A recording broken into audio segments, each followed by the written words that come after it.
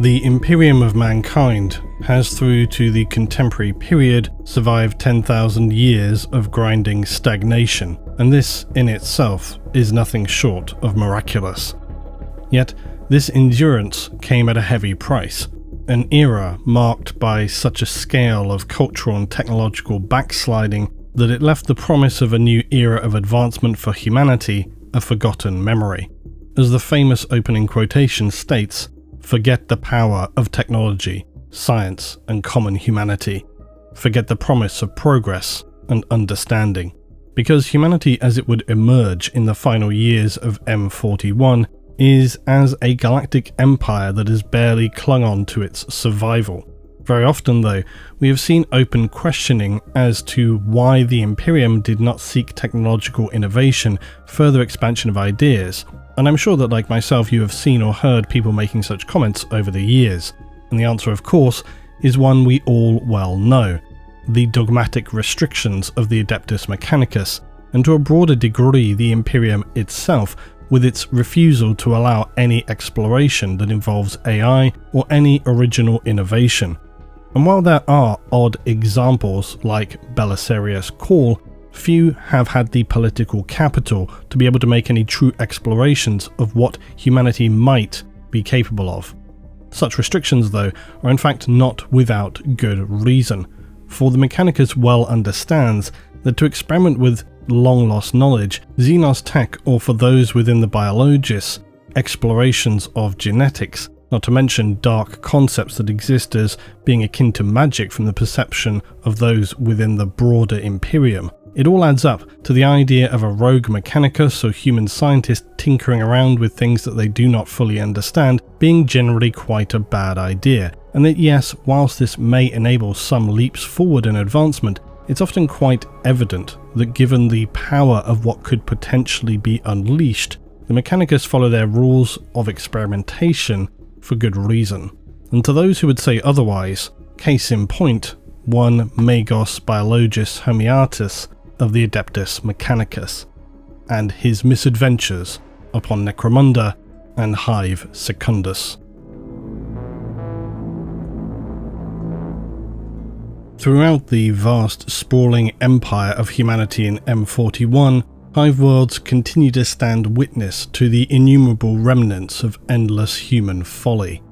Having taken thousands of years to grow and expand to how they are seen in the era of the Imperium, Hive cities are iconic within human civilization. These colossal urban sprawls and spires were once the pride of all mankind, towering citadels of both unfathomable construction and enduring resilience. However, by the 41st millennium, these monuments to the past bear the brutal scars of devastating ecological disasters, merciless Xenos invasions, and bitter internecine warfare. Within the shell of the city, their towering spires and labyrinthine underbellies exist to retell age-old stories that define human culture: glory, bitter sadness, unquenchable ambition, unthinkable immoral horror, sacrifice and compassion, all wrapped within oft violent power struggles. Such affairs would commonly turn the lives of ordinary citizens to ashes, while leaving those who would still exploit others without a second thought. Such cold, uncaring realities remain so commonplace as to be entirely interchangeable throughout the galaxy, and as each tale blurs into the next, the grim reality of existence makes itself patently apparent.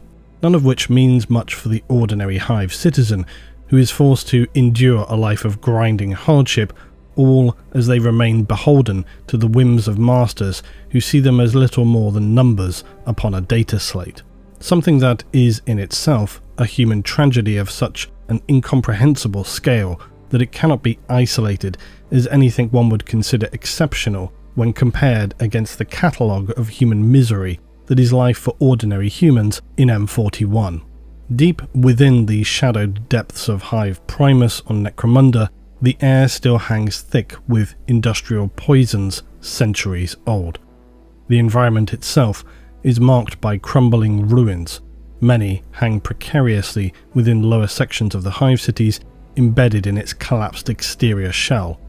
In some sections it will actually meet with the ashen wastes of the planet, and further into the interior, whole subsectors of the Hive stand abandoned, for reasons long forgotten but clearly circumstances that left them uninhabitable.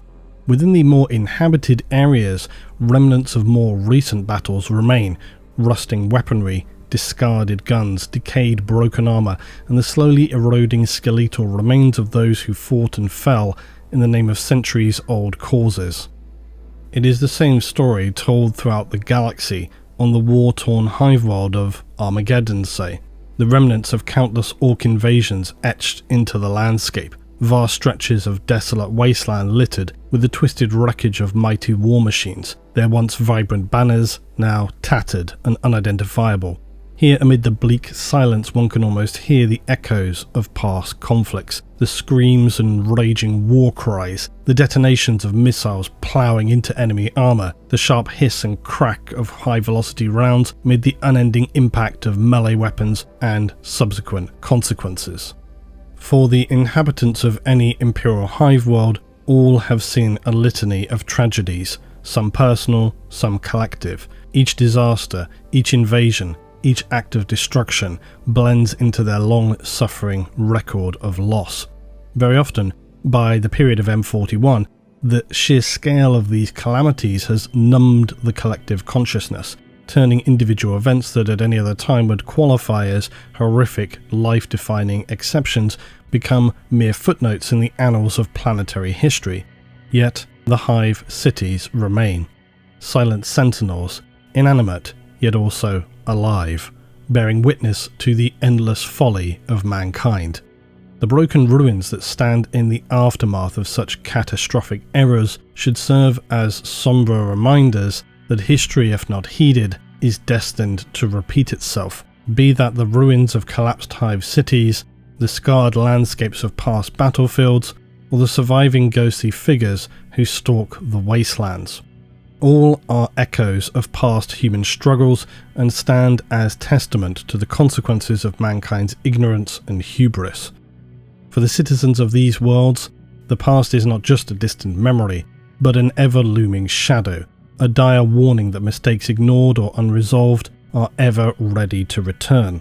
In the galaxy of M41, for as many thriving planets constitute the Imperium of mankind, there may well exist just as many desolate hive worlds where the scarred surface of a planet marks a legacy of tragedy and a blueprint for those who would fail to heed the warnings of the past.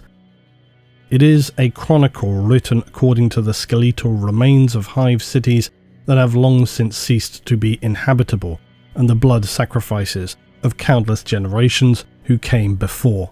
For those with the power and authority who fail to curb such dangerous incursions upon their planet, or who tolerate dangerous individuals who promise glory but stray across the lines of acceptable social or technological innovation, it is to condemn a world to a fate that all too many hive worlds throughout the Imperium of mankind know all too well.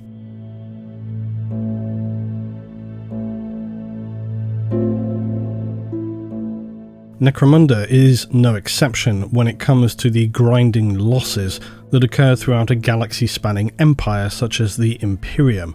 Many ruins of past failings scar its landscape, and were you to ask any random Hive citizen from the billions within Hive Primus of the worst tragedy to have befallen their world, it is very likely they may utter the name Secundus.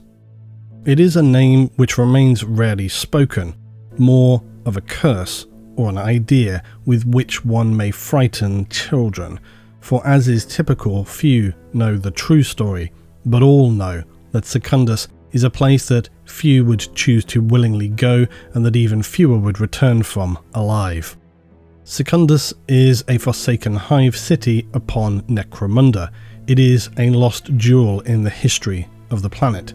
For while Hive Primus was an industrial powerhouse, Secundus was its opposite, the cultural centre, a place for art and knowledge and exploration. Many even ranked it above Primus regarding its value to the world.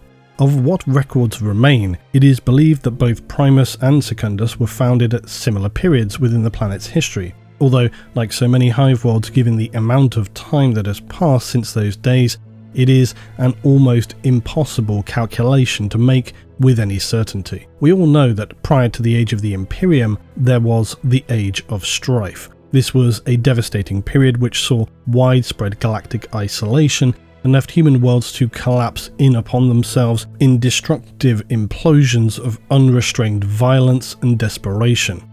More broadly for humanity, it saw worlds fall from positions as technologically advanced proto-Hive worlds, which often featured city sprawls covering vast areas of a planet, reduced to little more than feudal walled kingdoms, or sections of the populace left as nomadic wandering tribes vying among one another for materials, consigned to a level of technology no more advanced than something resembling feral barbarism.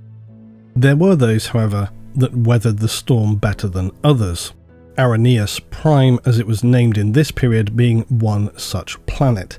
It is said that the Iron Lords raised up from the city sprawls proto-Hive cities. Primus was one of these, and it equipped its defenders with energy weapons, armour and vehicles. Secundus was another, but it served as the repository for the cultural knowledge of the world in the aftermath of the Age of Strife. It was the vault of artistry and achievement, and even through such desperate times, it was still greatly valued by those upon the world. It existed as essentially a Hive databank dating back to the Aranean continuity, the title of the Federation of Planets prior to the Imperium, which ruled from the world which would become Necromunda.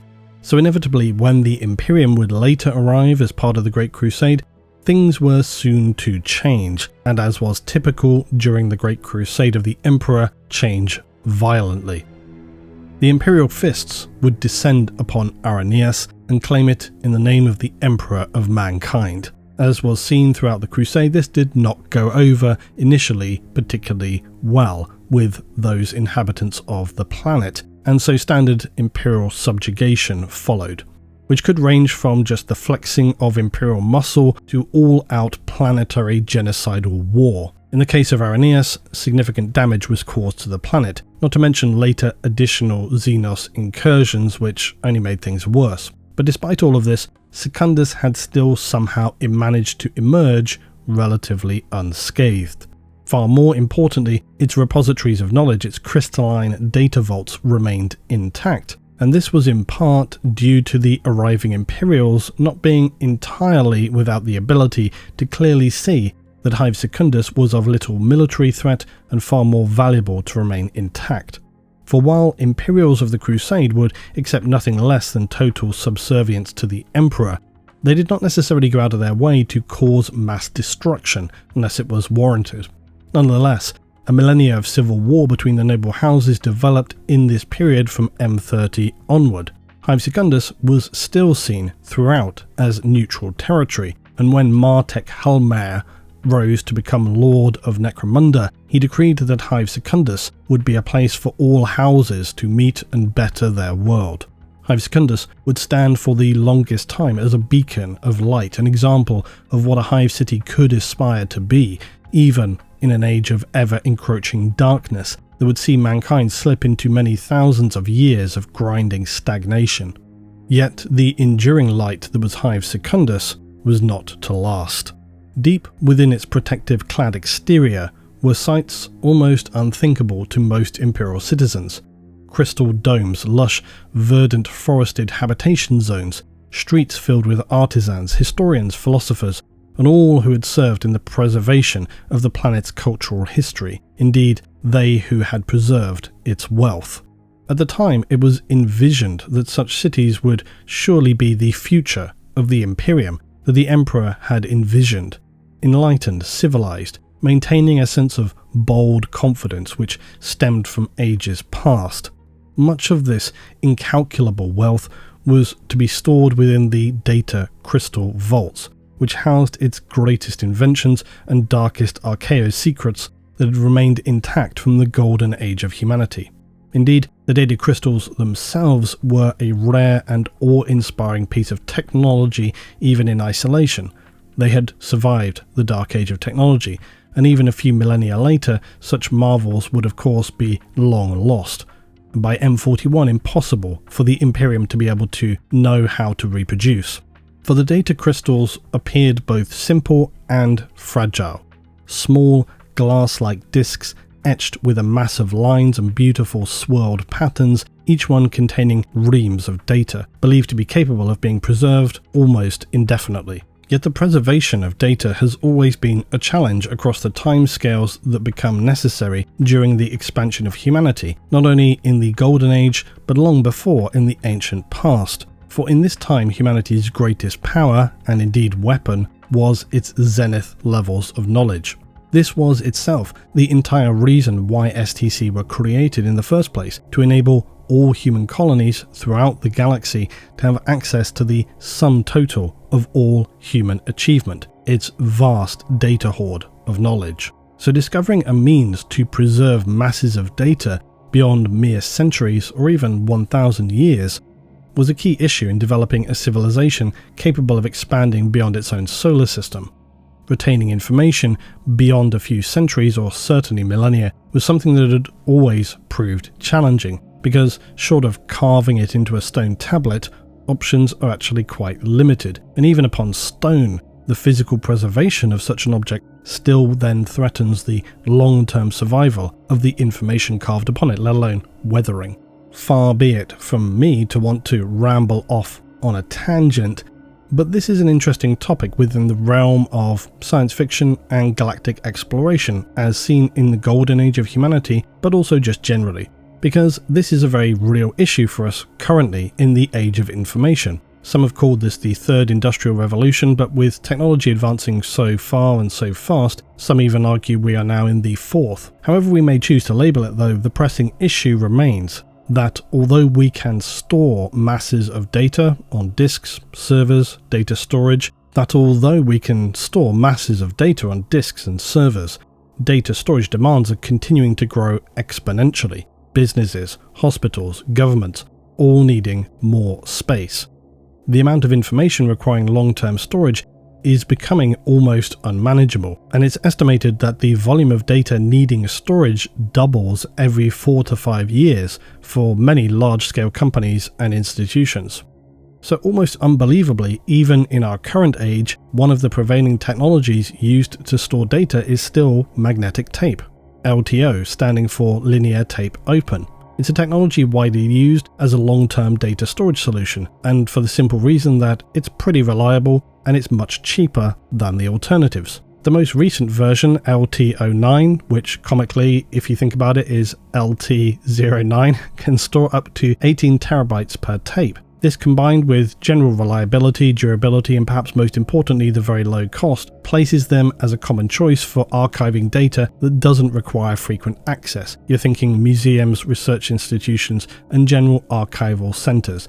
Any information which doesn't require access from, say, the past decade or so. At the same time, of course, it's well understood that such technology is far less than being ideal. For one thing, LTO, if stored long term, needs to be kept in temperature-controlled environments and can theoretically be very obviously lost, damaged by any number of accidental scenarios. But the need to establish and develop true long-term data storage remains, and without wanting to be overly dramatic, we could add on to that for the sake of all humanity, which when you consider things more broadly, isn't really that overly dramatic, because it's quite representative of the dangers we could face if we were to lose masses of data. Currently, when most people think of storage options, they're thinking of personal storage, be that either HDD or SSD, all of which have long-term durability issues and are really quite limited in lifespan.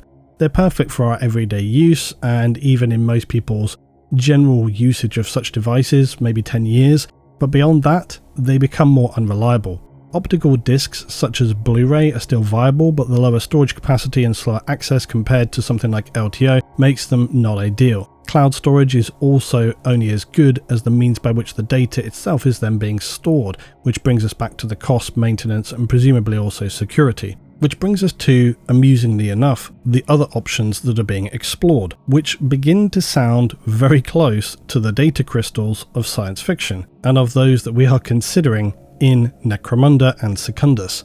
Microsoft's Project Silica uses glass as a storage medium, and the data is written using powerful lasers to create voxels.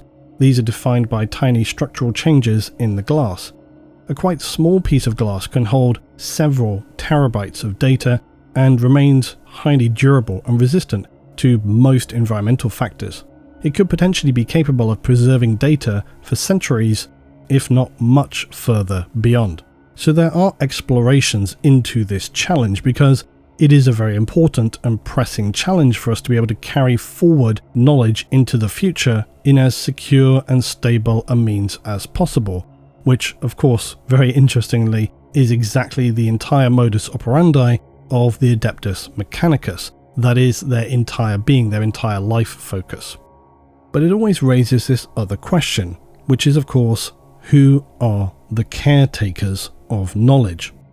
And that is another interesting problem, because when we're talking about the preservation of knowledge over millennia, once you solve the issue of how you can stably store that data, the next thing you have to consider is who is holding it and the security of it. Any cultural centre, be it a museum or an institution, can be at risk of being ransacked during periods of instability. We could well imagine such situations in the future. But instead of artifacts that sell for a high price, could people be seeking the hoards of data and knowledge? Which returns us to the issue, who are the custodians of such vaults? Can a nation's leadership be trusted with such things, let alone private companies? Will they even exist in 100 years, 2, 3, 1,000? And this all returns us in a neat segue to HIVE Secundus.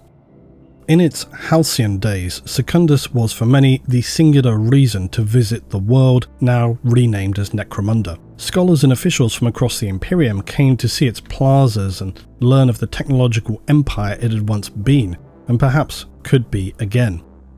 It was a place of such power that the data contained within had to be carefully guarded, and as is commonplace with many hive cities, guilds arise to perform critical tasks, and as they hold a monopoly over their role, with this usually comes a level of power and status. Within Secundus, the Guild of Cycles, or the Chrono Guild, would fulfill this role. It is said that they were descended from the first scribes who appeared here upon the world and would help install Martech Helmer. Their role was not only in maintaining security over the data, but in all record keeping. They protected collected histories, oaths, and contracts, and as is ever true with those who hold the keys to knowledge in their hands, they became extremely powerful, and were said to have been able to dethrone an entire noble house with a single secret.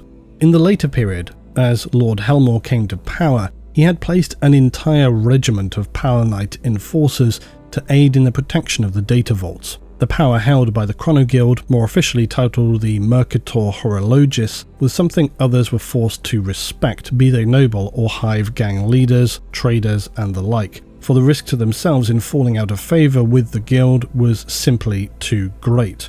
For the longest time, the guild and its wealth of information remained stable, enduring civil disruption, Xenos incursions and uprisings from within the hive cities.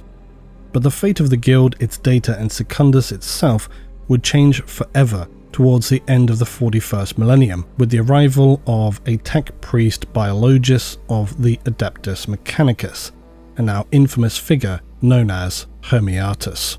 His arrival was significant enough that in time it would mark the opening of a new historical period upon Necromunda, for as is evidenced throughout the galaxy of the Imperium, within the ever-encroaching darkness stalked concealed horrors.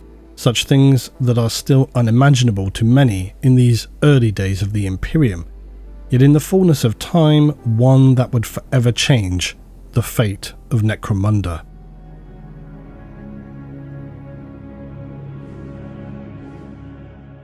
Hermiatus was said to be a highly adept, even gifted geneticist.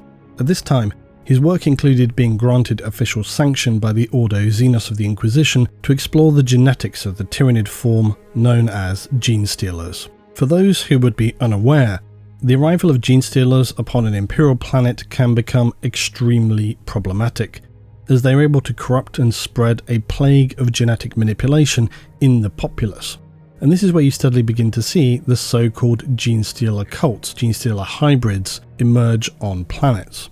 And while not strong enough to necessarily overwhelm the existing defenses of a planet, they usually are very annoying and disruptive. But it's only when a Tyranid fleet begins to approach a system will they fully emerge into the open. For when this happens, it's often in numbers far above any estimations.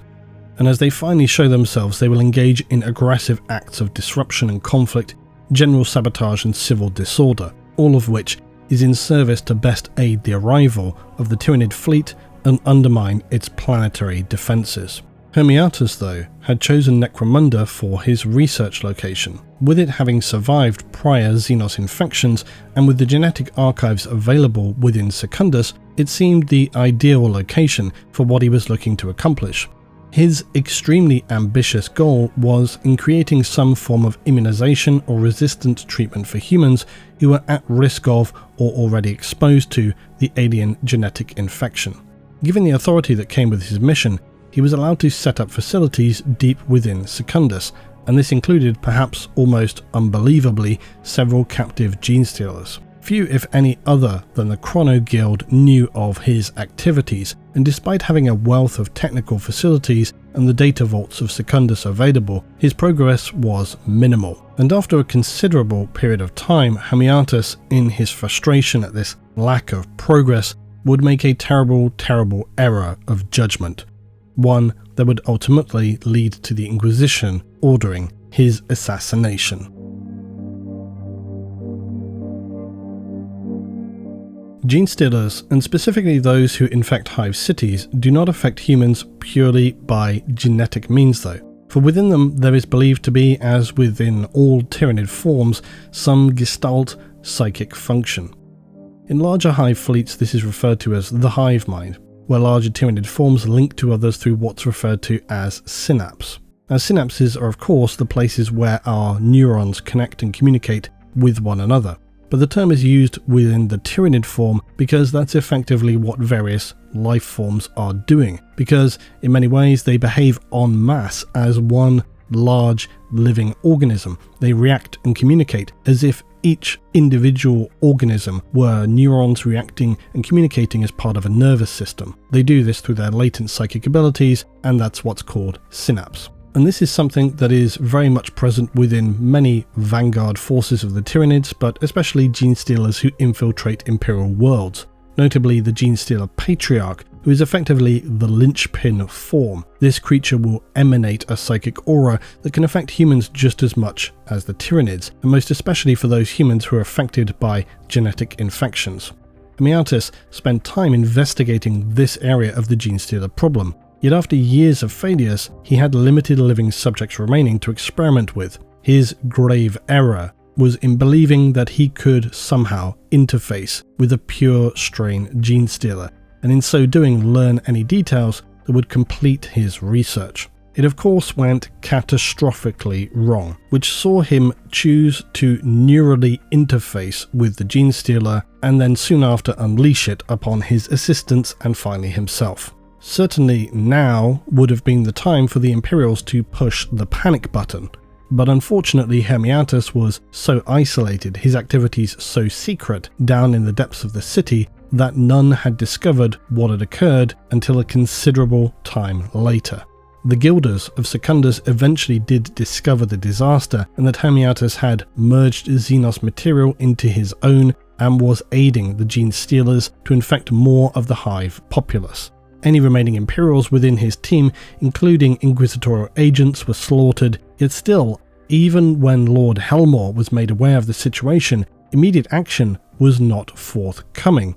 They were reticent to act, not only because of the embarrassment of the situation, but because few wanted to risk damaging the jewel of Necromunda, Secundus, and moreover not draw too much Imperial attention to what a prize of information it contained. So they attempted to control and purge the infestation that had now taken root deep within Secundus. But progress was slow, ineffective, and the emergent cult resisted them at every turn, which is of course Another of the major problems with not just Genestealer cults, but any Xenos infestation within a hive city. Orcs are another good example, because once they become embedded within an urban sprawl as complex and vast as a hive city, it can be near impossible to remove them, which leaves only a few alternative options on the table. The situation was clearly, as is often the case with such matters, unravelling very quickly. The original pure strain had grown to become a patriarch of a Genestealer brood, now embedded in the depths of the city, and the scale of the embarrassment that such a situation had occurred at all was not something any wanted to become widely known off-world. Nonetheless, such things are near impossible to hide from the Inquisition, but even more so when they already had an invested situation upon a world. So, when High Inquisitor Aneth Vestrix arrived upon Necromunda, Lord Sire Helmor was arrested and soon after publicly executed. Such high-profile consequences are not common within the Imperium, but to allow an entire hive city to have become infested with Xenos and to have done little of anything, not even notify the Inquisition, a simple admonishment was not going to be enough. An example had to be made. The situation within Secundus was reaching already a point of criticality. The cult of the Second Son, as it was now calling itself, soon threatened to spread further than Secundus. A decisive executive decision had to happen. Inquisitor Vestrix had been restricted by the Adeptus Terra in her calling for the orbital virus bombing of an entire planetary hemisphere, and so instead they would have to seek out a more conventional solution. In the meanwhile, all communication with Secundus was cut, all transports restricted, and airspace. They were on their own.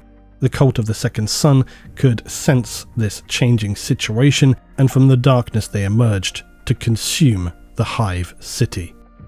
The Inquisition was already deploying kill teams within Secundus, and Hermiatus, now deemed an enemy of the Imperium and a heretic, had been alerted to the danger. He soon after fled Necromunda, but would find himself cornered much later within the Beta Magellan sector. His role within the fate of Secundus was all but concluded, but the cult, which now controlled Secundus, still had a long war to fight. A cordon was established around Secundus to prevent any from attempting to escape. Unfortunately, of the thousands fleeing the city, it was impossible to know if they were infected by the Malstrain or not. But this was a risk no Inquisitor would tolerate. The contamination of Hive Primus could not be allowed under any circumstance. After an initial assault by the Imperial army from Primus that was rebelled by the cult and Xenos within Secundus, they began a more standard pattern of a low-level bombardment against the gates of Secundus, and here they would remain until reinforcements arrived containing Militarum, Arbites, and even the Astartes of the Imperial Fists.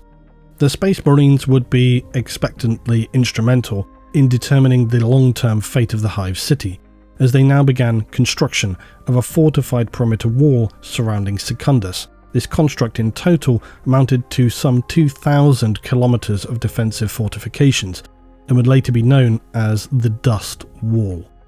Despite the Imperials' repeated attempts to enter and purge aggressively the city, progress was grindingly slow. The wasteland around the city was already a barren, pockmarked killing field, and it was even believed that despite the immense fortifications surrounding the city, some contaminated individuals were surviving to the inhospitable deserts of the Ashen Wastes.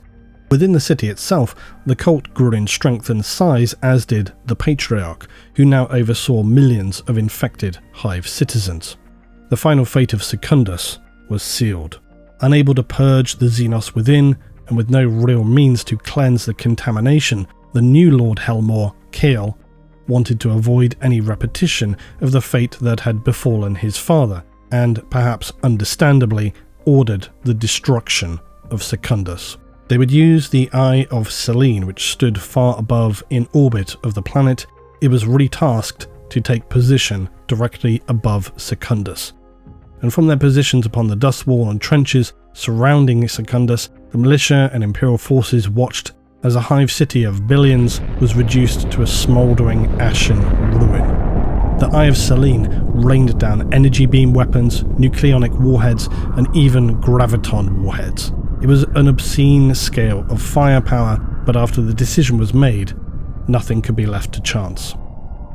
In the aftermath, the planet would be scarred by the devastation, and in the coming centuries many a sentry upon the dust wall would gaze in the far, far distance upon the shattered remains of the upper sections of Secundus that now lay destroyed within a crater hundreds of kilometers across. The entire area within the dust wall would now remain until the contemporary period a permanent exclusion zone. As with all constructed fortifications of the Imperial Fists, the dust wall continues to stand solemnly, surrounding one of the greatest tragedies to have befallen the planet of Necromunda. And while nothing official may enter or leave the wasteland within, as is all too common in the galaxy of M41, you can travel just about anywhere for a price.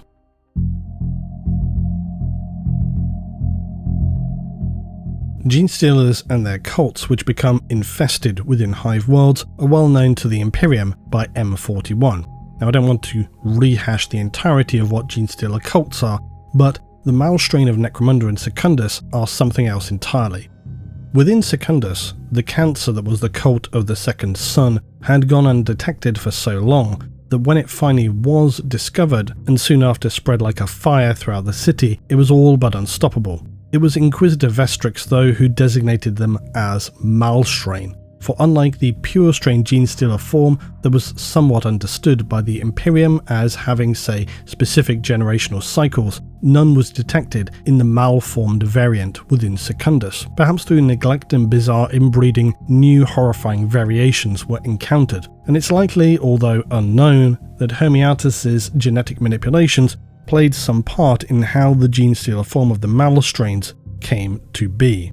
Nonetheless, like all Genestealer cults, within the darkness of Secundus and its ruins, the Malstrain persist with an infuriating resilience. The Patriarch itself has not been seen for well over a century, so any notion of what form it takes can only be guessed at now by those who descend into Secundus, such as the tech hunters who discover crude artworks or rare damaged pictographic evidence from ancient monitor devices that remain somehow still operational in the depths.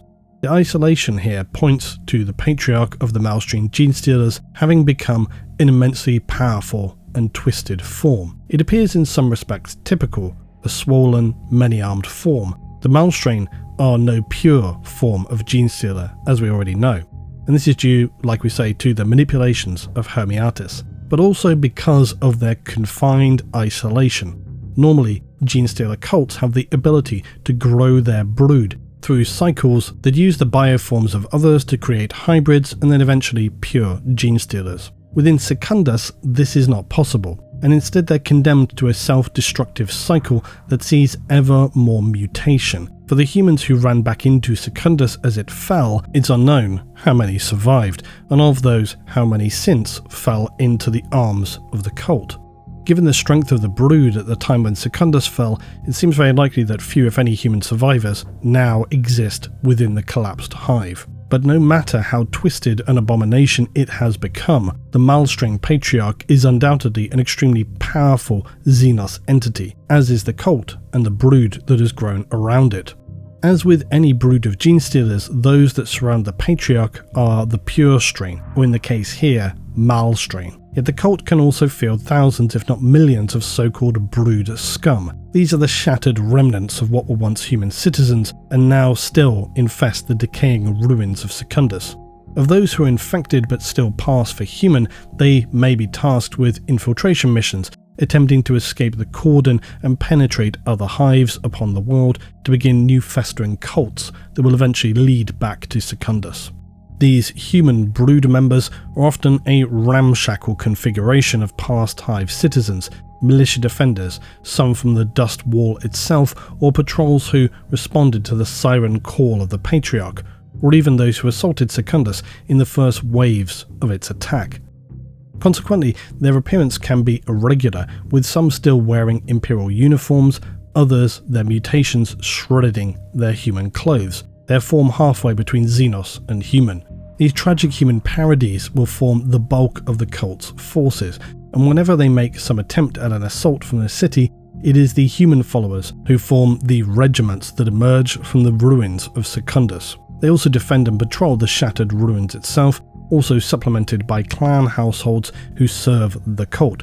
These may have wandered here following the siren call of the Patriarch, or dared to enter the ruins seeking wealth and power. Few if any would emerge, and just as those of the corrupted militia, they now still appear in their gang colours, but entirely subjugated by the will of the Patriarch. There are of course those who have both the skill and material firepower to enter Secundus with a reasonable chance of escaping alive. So-called tech hunters such as those from House Van Saar are often in collaboration with noble HIVE spirers of the House of Helmore, and they descend into the depths in the hope of securing ancient archaeotech or perhaps the highly coveted data crystals lost in the darkest depths of Secundus. Now, we already discussed these at length in the previous video focused upon HIVE spirers, so please watch that video if you have not already. It's linked on screen now. Yet for all their equipment and adept skills at exploration and combat, to enter the HIVE city itself is a huge ordeal, because to even get within visual range of the HIVE city, one must still cross the dust wall and the exclusion zone, something that is generally outlawed with a penalty of death. Yet for those who live out here on the frontier of the Great Dust Wall, some will earn a trade by leading would-be scavengers to the edge of the HIVE city. These are known as the Abyssal Ferrymen. Originally they were scavengers of the conflict, but in time have become fairly recognised by the authority of those who oversee the Dust Wall to cross the Secundan Abyss, which is no small thing. It is a truly vast area to cross and contains all manner of extreme dangers, from environmental threats, the terrain itself, and bizarre gravitic phenomena that persist in the aftermath of the severe bombardment of the HIVE. This is known as the Vortex. It is a permanent gravitic storm that surrounds Secundus and pulls down a toxic cloud which surrounds everything within the immediate zone of the HIVE city. And make no mistake, without the ferryman, reaching the HIVE city ruins would be a task few would likely survive, and that's before you even enter into the depths. They also established cranes and the like to allow scavenging initially from the underhell below. Now these serve as access to any who wish to venture into the decaying darkness of the lowest levels of the once great HIVE city. In the depths, few have ventured into in the past century, and little is known about just what awaits any who dare to enter. The journey to Secundus is in itself a terrifying one. Vox ghosts are heard breaking through channels, pleading for aid that could be real or could be from decades previous, twisted and held in the static gravitic distortions of the vortex. A reminder that to any who would become isolated or in difficulty here, none will answer the call. The risks are simply too great to all involved, and so instead many will hear the chilling voices of those pleading for help, caught through the fog, the wind of the vortex, across crackling, broken Vox channels. And these are merely the beginning of the horrors for those who would enter the darkness of Secundus. For over a century, HIVE Secundus has been steadily decaying, isolated and unseen by all other than those who would enter into the orbit of Necromunda itself. It exists now only as a smouldering ruin, a stain blotted against the surface of a world, and a painful memory of catastrophic failure by those overseeing the world. The folly of heretic experimentation, sanctioned or not. Like Primus itself, and indeed most HIVE cities, Secundus featured a labyrinthine underhive warren of abandoned zones and carefully protected vaults, which included those of the Chrono Guild and the experimentations of Homeatus. Yet these have now all been dominated by the cult and the Malstrain, meaning for all but the most experienced and heavily armed scavengers to even enter into such a realm would result in certain death. Secundus, though, underwent a far more violent and traumatic destruction than, say, the underhive of a typical city. It did not simply fall into disrepair and abandonment. The city was shattered, the spire itself broken and collapsed, falling into the vast craters surrounding the city. The depths that remained were bombarded from orbit, and now the twisted, melted, tangled remains are referred to as the Underhells. For the environment here is far worse, far more lethal than anything any could expect to experience in an average hive city. It is quite literally hellish. In some areas, there may still be sections of the lower levels that resemble something approaching a habitation area, a plaza, storage facilities, atriums, and so on. Yet to even traverse this environment requires an advanced level of exploration skill and the tools to do so. Accessing rusted shut non-functional bulkheads and blast doors, scaling shafts, or through broken levels descending often hundreds of meters into pure darkness. In some cases, even travelling down the heatsink of the city itself. The deeper any would-be traveller dares to go, the greater the risks increase. But now, the physical environment is eclipsed by the risks posed by the cult.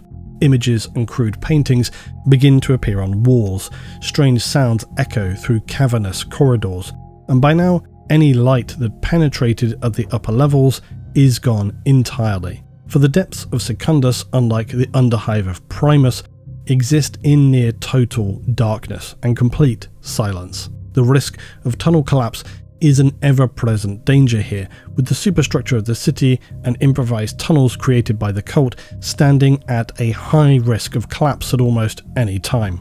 All of this, though, is really nothing compared to the all-consuming psychic miasma that saturates the depths of Secundus. Here, the Patriarch and all the Malstrain's psychic presence permeates everything, and only those with the ability or the constitution to resist it will be able to avoid collapsing into complete madness, or simply becoming lost and overwhelmed by the ceaseless assault upon the mind. All of this, though, is to omit the most pressing danger of all in the dark depths of the Underhell, the Malstrain and the cult itself. They can emerge from any dark corner at any moment. Teeth, claws, heavy weapons firing. It could be a single gene stealer or an entire company of brood scum. For all of these reasons, few but the most well-equipped and experienced tech scavengers and hunting teams of spirers will emerge from Secundus. But for those with the awareness and the capability to do so, the rewards are almost unimaginable.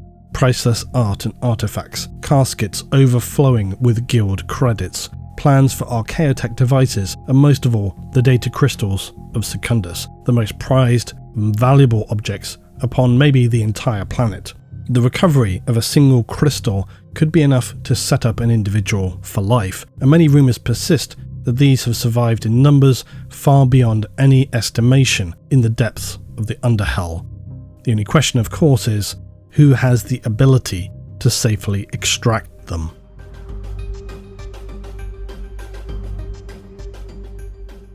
One of the most troubling aspects of this entire debacle, though, is that unknown to the wider Imperium and the Adeptus Terra, it is believed that some infected or even genestealer forms have escaped from the exclusion zones surrounding Secundus. How they did this is unknown, perhaps through the darkest depths connecting ancient tunnels and sections of the hive cities, maybe penetrating the dust wall itself, or as was described earlier, simply tunneling beneath, because a wall is only as good as how deep it goes. What is known, though, is that the Palanite scrutinators have discovered extensive evidence that suggests the Malstrain has some minimal presence in the darkest corners of other hive cities upon Necromunda, which is deeply troubling, and a fact that the current Lord Helmore and the ruling family of the planet have taken extensive efforts to cover up and remain a secret. One small positive, though, is that like all genestealer cults, their Patriarch emits a powerful psychic signal that transmits not just across Necromunda, but deep into the void itself. Now, this call has already given rise to various cults across the planet, but who thankfully seem to be drawn more to Secundus rather than forming new infestations within other hive cities. The Ordo Xenos itself was very concerned that this call may have been, as is seen upon other worlds, a call to the larger Tyranid fleets that they may attempt to arrive and devour Necromunda in response to this and to its surrounding systems. Yet they believe now that the call emitted from the Secundus Malstrain is not the same beacon they see attracting other Tyranids, but that it is in fact a warning that the pure Tyranid forms should avoid this world and protect themselves from the corrupted genetics they themselves suffer from. It is a slim ray of hope for a planet that is walking a knife edge between Xenos annihilation and retribution from its own leadership. For were the Adeptus Terra to learn of the true situation upon Necromunda, it may not only be one Hive city that is facing extermination, for the world may be deemed an unsalvageable or high-risk situation, one which at best leaves the planet consigned to a slow death, existing in a state of permanent planetary quarantine, or at worst, complete planetary scale exterminatus. As always, thanks for watching this video today, and a reminder that Secundus is released right now. The new box contains everything you need to explore the depths of Hive Secundus and begin the journey into the wider conflicts upon Necromunda. And as I have repeatedly said in the past, Necromunda is a fantastic system, and the supplementary books contain some of the best lore for 40k in terms of just ordinary human struggles and Hive cities. It's been very heavily supported over the years, and quite honestly, some of the most unique and interesting miniatures are produced for Necromunda. But that's all for now. All the links for this are down below, so check it out if it's piqued your interest. I'll be back soon with more as always. If you've enjoyed, please drop a like and subscribe to the channel. But for now, I'll see you all in the next one.